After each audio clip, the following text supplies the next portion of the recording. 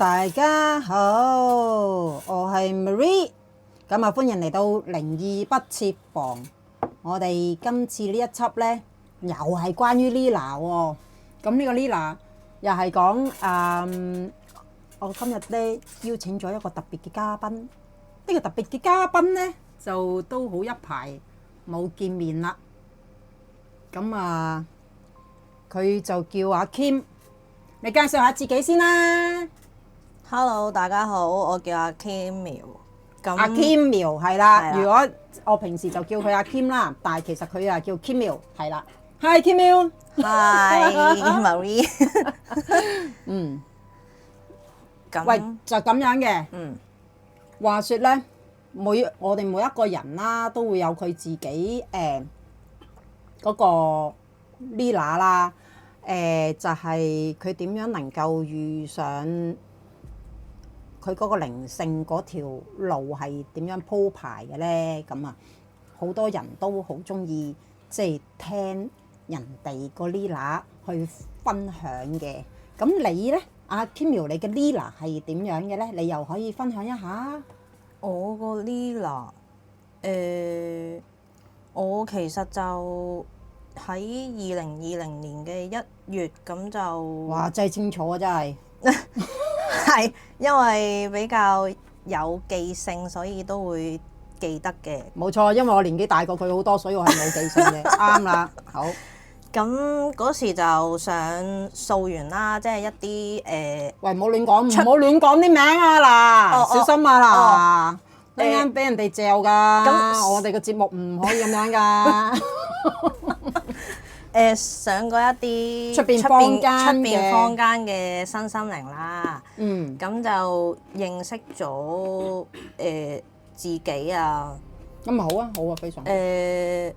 佢同埋有一啲 process 係會教你如何認識自己、覺察自己，然之後會教你點樣面對、處理同放下嘅。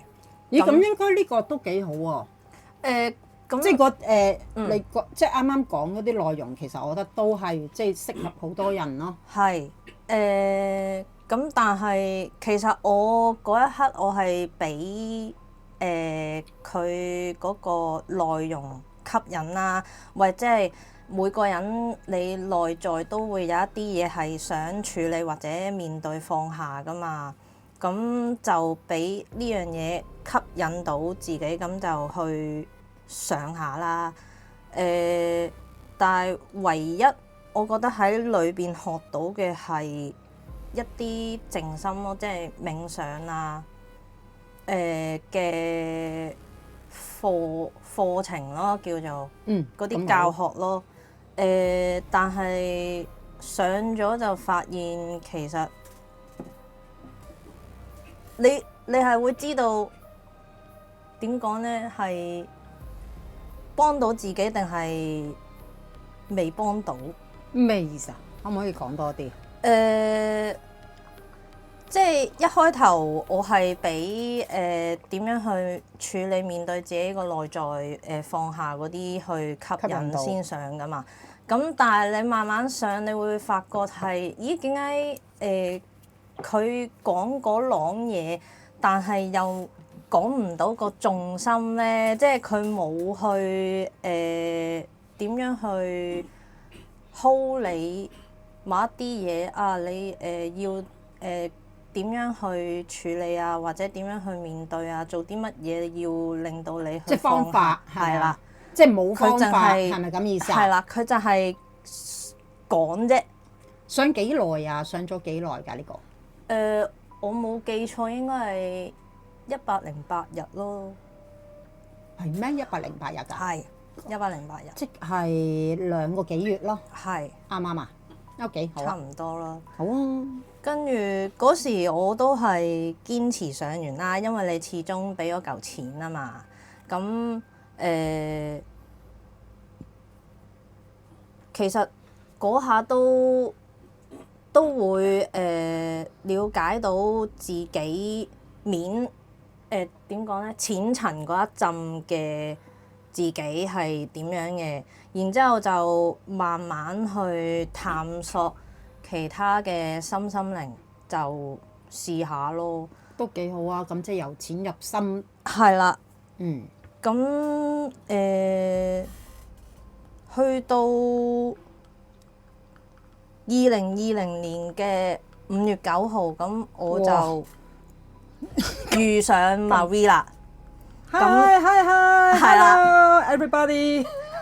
咁佢就望住啦，就冇咩係望住喂，好恐怖。妖，即係話你咩？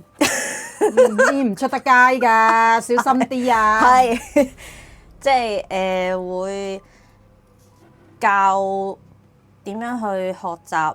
首先就係點樣揾自己嘅種子啦。所謂嘅種子就係其實我哋每一個人嘅內在都會有唔同嘅種子，而嗰啲種子咧有分一啲叫做我哋所謂嘅唔好嘅種子啦。會其實就會慢慢去清楚重新認識自己。你內在係一個點樣嘅人，然之後你又當你認識咗嘅時候，你又會慢慢去有一啲課題啦，你係需要靠自己去落手做，去搣甩自己嘅種子，然之後再重新買入好嘅種子，即係簡稱就係你重新培育返自己啊！非常好。嗰時就係所謂嘅內在工程師啊，唔知你哋有冇聽過？其實就係好似一個建築物咁。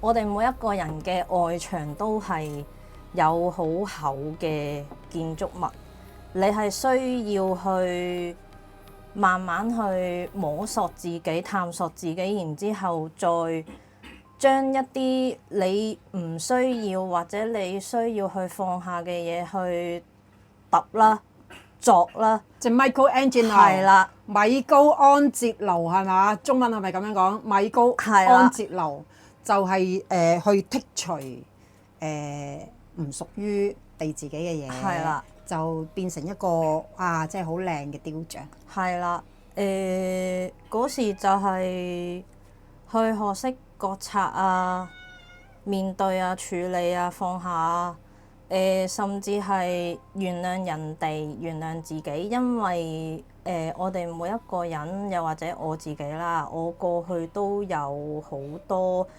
其實你喺原生家庭，你係會有好多一啲創傷啊，或者有一啲唔同嘅經歷係會影響到自己個想法啊，影響住你個人生。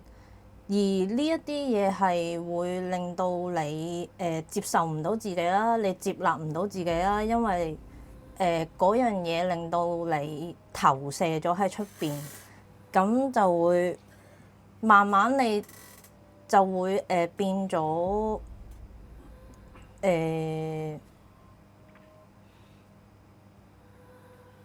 唔中意自己咯，係啦。咁透過呢啲課題就係當然有好多功課要做啦。就係慢慢去認識。然之後，同埋係處理自己個恐懼啦，因為其實恐懼係個個人都會有嘅，我自己多不勝數添。咁你又會認識恐懼，你會俾啲乜嘢恐懼去影響自己個內心做任何嘅決定啦？同埋認識12情緒啦，其實就唔止係12情緒嘅，講就話有12種啫。咁其實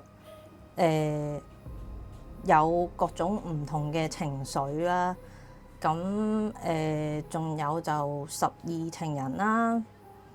十二情人咧，其實就係認識關係係啦，關係啦，親密關係啦，總之係其實係同原人生同人啦，係啦，同原生家庭有關嘅，而導致到你去出邊向外探索，接觸唔同嘅人，你會同啲咩人一齊啊？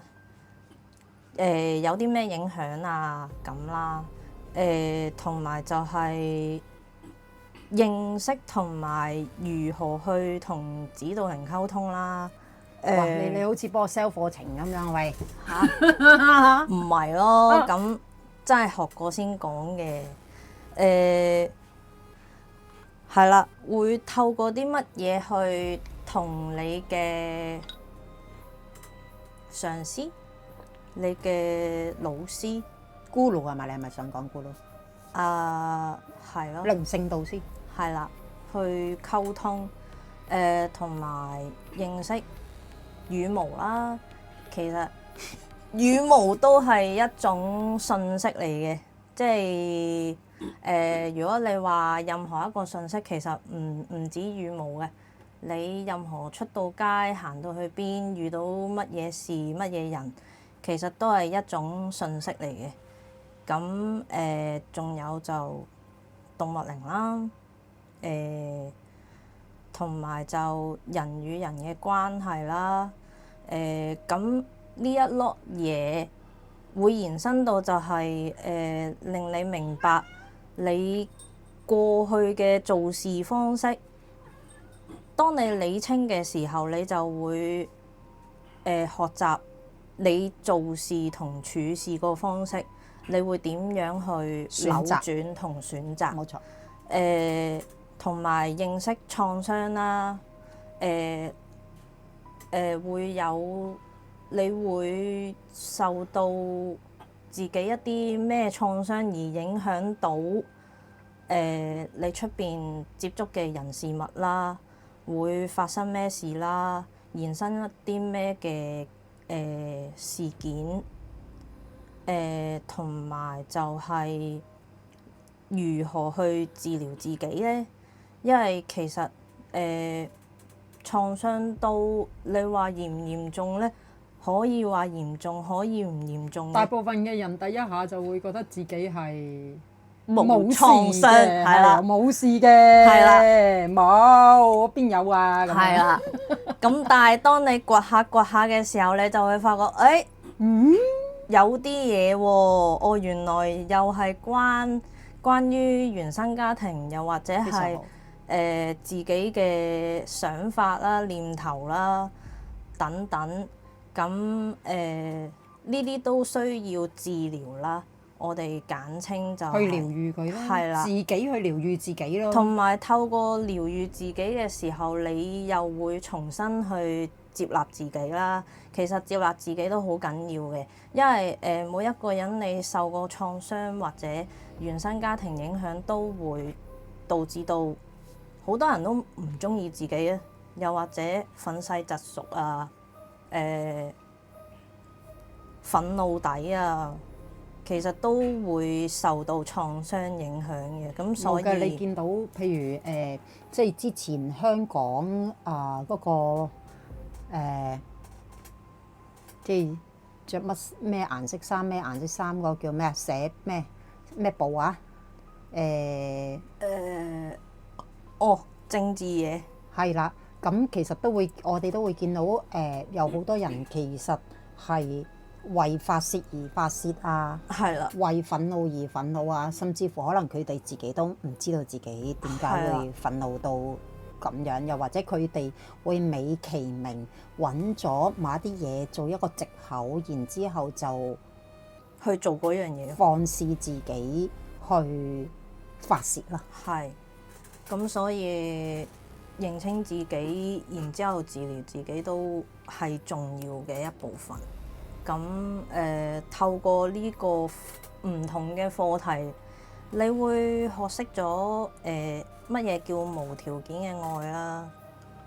同時間你又會認識咗非暴啊，你如何非暴自己，同他人從中去學習溝通。其實溝通都係一種技巧，一個藝術嚟嘅。其實原諒自己同原諒別人咧，係非暴嘅一種啦。我哋最重要係要原諒嘅自己先，係啦最重要係要原諒自己先。因為你唔原諒自己，你係好難去原諒人哋嘅。你諗下，一個人受咗我唔知幾多嘅氣啊嗰啲，咁你屈屈埋埋，其實要你去霎時間去原諒唔係啩？冇病啊係啦，其實有好多人內心嘅想法都會咁嘅。擺到明係佢唔啱喎，係啦係咪先？總嗌我原諒佢，你冇病啊？係啦，有啲人就會執住呢個問題啦，可能提一提就會有好大反應啦，話你都黐線嘅。係有啲係直頭提都唔提就算啦。咁其實又會變非暴壓抑啦，係咪？係啦，都好重要嘅。你會透過非暴啦，去點樣去同人溝通啦？有啲人講就話溝通好容易啫，講一句人哋咪明咯。又或者佢明啊明啊，唔明白就係啦咁樣係嘛？係啦話知佢啊，大佬。咁但係如果喺負責任角度嘅話，其實你講一句説話，你都要負責。有冇確保對方完全收到你想表達嘅意思咧？係啦，同埋有時你唔溝通都好容易產生誤會噶喎。喂，唔溝通都係一種溝通嚟係㗎。啦，然之後誤會又產生誤會咁就閣下啦。咁同埋透過呢啲唔同嘅課題，你會認清咗好似好多面鏡咁，係啦，用唔同嘅角度看見自己。其實係仲勁過鑽石㗎。鑽石有好多唔同角度，好多面鏡㗎嘛。係通常啲人話行咩經對住我啊，同我傾下偈咧，就好似照咗一個 X-ray 咁樣啊嘛，係嘛？ X 光係啊，仲勁過 X 光咁樣 X-ray。咁就其實透過唔同嘅課題，又會認清咗自己嘅劇場啦。你如何去擺脱自己嘅劇場啦？同埋你唔會涉及到不必要嘅情緒啦。同埋管理到自己嘅情緒先，係啦，認識情緒都好重要嘅。係啦，同埋會提及到就係其實所有嘢都係幻象啦。如果簡單啲講就係幻象啦，其實時分刻秒都係在變嘅。咁所有嘢都係冇永恆啦。但係未接觸 Marie 嘅時候咧嘅我咧就係覺得有永恆嘅嗱。大家聽過首歌張學友嗰首《愛是永恆》係咪？咁大家可能都會覺得愛都可以有永恆。咁但係其實就冇呢隻歌仔唱嘅。咁其實永恆咧就只有自身嘅靈魂啦。其實我哋每一個人都有靈魂嘅。咁但係可能大家都未必知，又或者知咗都係知啲唔知啲。係啦。咁同埋又會認識同埋如何處理自己嘅內疚感啦。咁內疚感又會延伸到幻想會有咩影響啦。咁喂，點啊？你 sell 夠未啊？咁耐嘅你個 Lila，因為真係學過好多嘢，所以我都係照直講啫。嚇，係你繼續啊。同埋我哋身心靈啦，咁講完心同靈，咁梗係講身啦。身體又會教到點樣清洗我哋自己嘅身體啊，治療自己嘅身體啊，會學到身體嘅七輪啦。咁七輪又會對身體有咩影響啊？情緒又會對身體有咩影響啊？人體嘅屬性啦，人生嘅百佳啦，去到食啦，我哋嘅食都有關治療啦，同埋靜心啦，靜心會有咩好處啦？如何去做靜心啦？等等，咁我就覺得喺透過呢個階段當中，咁其實最感動就係喺自己嘅生存中同轉化有好大嘅不斷支持啦，途中有跌跌撞撞啦，咁試過都碌到劈屎咁啦，咁試過又想放棄啦，咁但係都會因為慢慢你其實搣甩咗你內在某一啲唔好嘅種子啦，其實就會慢慢栽培一個重生嘅自己啊嘛。咁所以其實我內在都會周不時都會有把聲咧係鬧醒自己或者話醒自己嘅。咁幫到我嘅係本身我係一個好負面嘅人嚟嘅。我聽得出。係啊，咁係由一個負面嘅人變一個正面嘅人生啦。咁我人生都經歷重重嘅失敗啦。咁但係透過呢個課題，我又重新去接納自己。哦，原來失敗都可以學習嘅。因為我就以往嘅我就好討厭失敗嘅。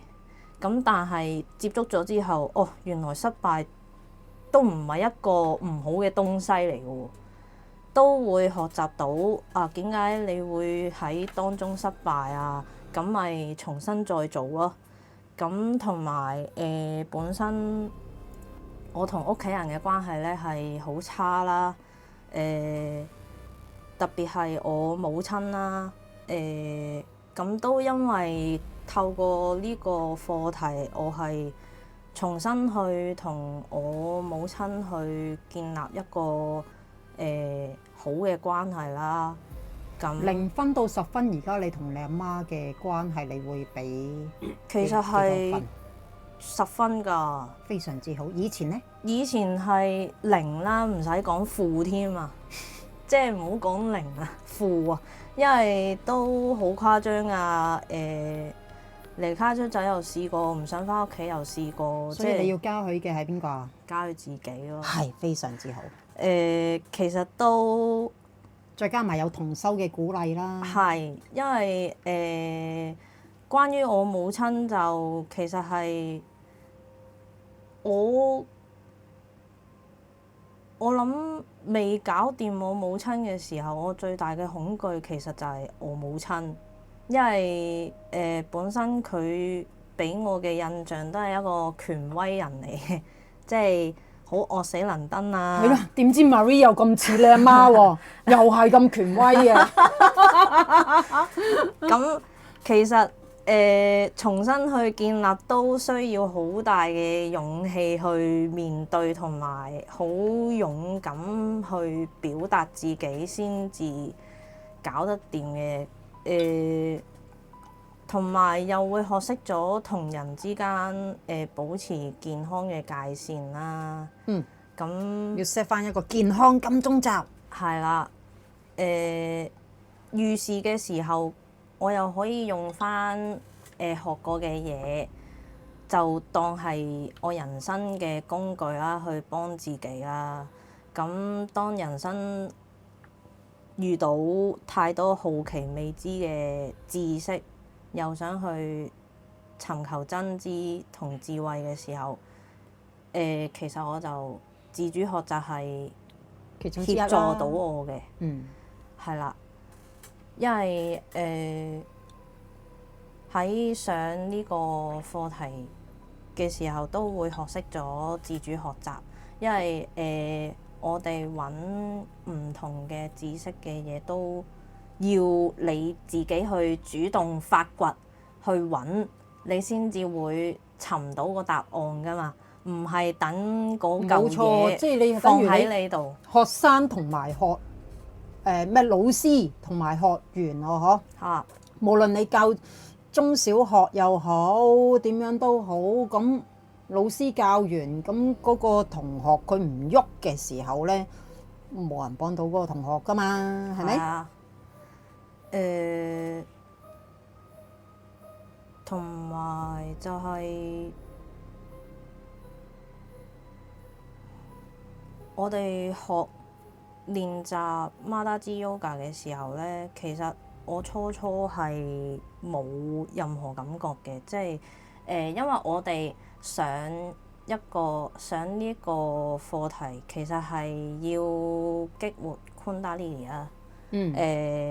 當中會教導我哋點樣去激活嘅。咁初係會感受到慢慢喐動啦，會有激烈嘅頭痛啦，好似俾人練緊箍咒咁嘅。人先得㗎。哇！原來會痛㗎。喂，咁恐怖嘅咩？喂，係咪撞邪啊？又唔係嘅。身體裏邊會感覺到有嚿嘢喺度轉動啦。咁其實就係將唔好嘅能量咧，就排出體外，或者去清洗自己嘅身體。人哋以為你鬼魂附體喂。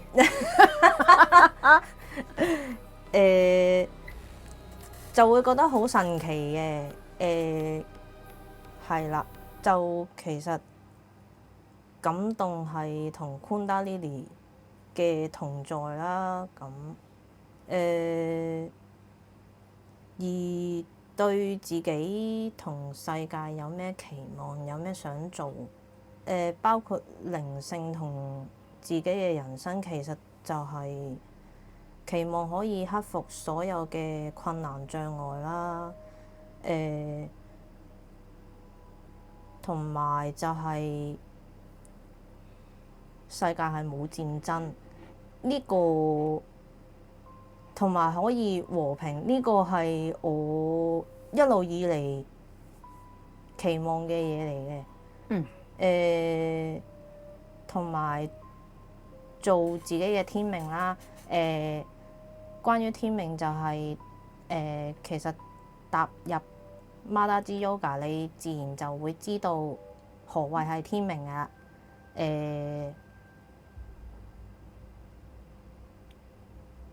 咁你嘅天命係咪？我嘅天命係祭司。我見你整。我嘅天命係祭司，因為我都要諗。係啦。祭司。同埋想成為一個真正嘅大人啦，因為自己咧都仲有好多課題係需要衝破突破嘅。等陣先，你未成年㗎？唔係。點樣成為真正嘅大人啊？因為當你上過呢啲課題嘅時候，就會發現其實自己嘅想法有時都比較幼稚啦，小朋友啦，其實簡單啲講就係、嗱，我暗暗話俾大家知，其實咧阿 Kim 苗啊30幾歲㗎啦嚇，唔好以為佢得好似10零歲靚妹咁樣，唔好咁樣諗啊。同埋透過上呢個課題，其實會認清咗，為自己嘅人生埋單，咁簡稱就係為乜要自殺？唔係咯，咁簡稱就係為自己嘅人生負全責啦。非常好。照顧好自己嘅健康啦，因為冇健康你根本乜都做唔到。啱。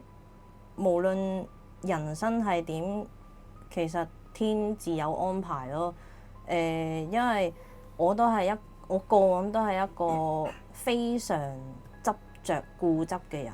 我聽得出。係，即係你會發現自己係好想去控制嘅，掌控啦，冇你都要有啦。咁但係你會學識咗當你放下嘅時候，佢要嚟咪嚟咯。咩叫順其自然啫？咩叫無為而為？係咯。即係其實到你有嘅時候，個天自然會安排俾你啦。哇！我腦咧彈起一首好老土嘅歌，命裏有時終須有，命裏無事。我又透露我嘅年齡啦，陰公莫強求。咁對世界有咩講？就係我會講係辛苦你，多謝你，同我愛你咯。係啦。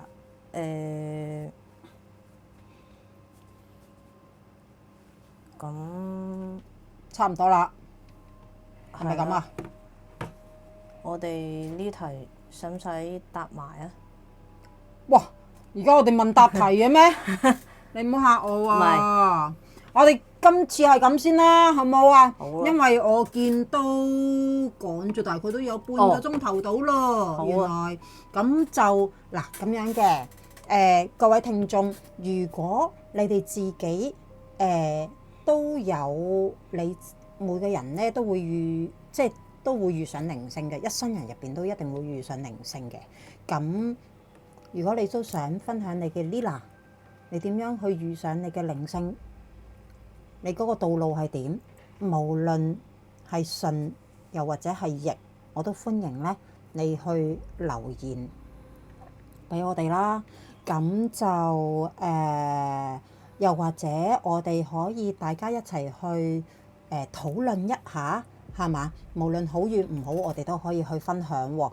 咁就記得 follow 同埋 subscribe 我哋靈異不設防啦，好嘛？咁啊，今集係咁多，咁啊，我啊陣間睇下阿 Kim 苗咧，佢有冇下一集啦？我唔知啦。佢講到好似有問答遊戲咁樣，嚇死我啦！咁啊，好啦，係咁啦，拜拜。拜拜。